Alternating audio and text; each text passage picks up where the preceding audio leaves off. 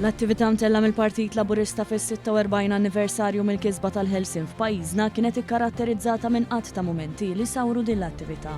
L-attività bdiet permezz tal-wasla tal-Prim Ministru mexxej Laburista Robert Abela fejn intlaqa miċ-ċabċib tal-folol preżenti.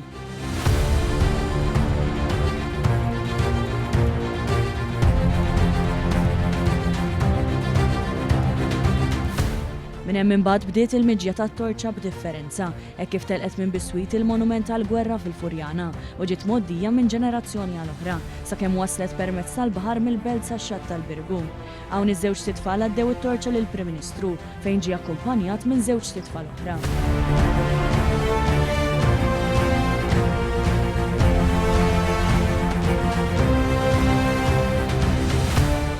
Is-serata ġiet animata wkoll mill-kantanti Georgina u Mary Rose Mallija li kantaw żewġ siltiet mir-rock opera ġensna, Din l-om u tema 79.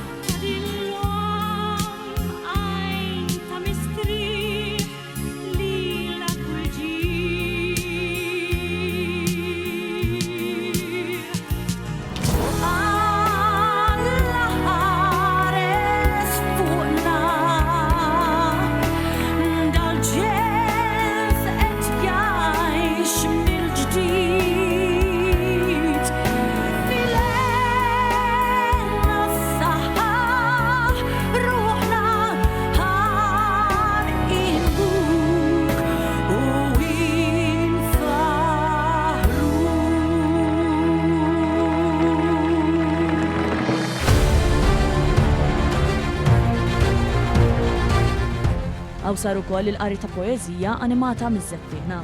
Fil-fatt għaddew l-interventi tagħhom ukoll l-avukat Deborah Xkembri u l-istoriku Mario Kutajjar li laħqu l-qofol tagħhom bid-diskors tal-Prim Ministru mexxej Laburista Robert Abela.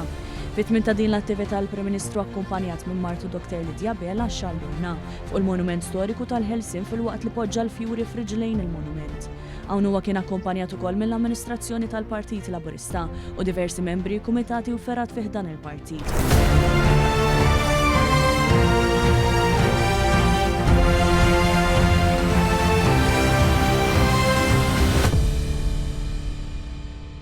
Untemmet bl-innu Malti.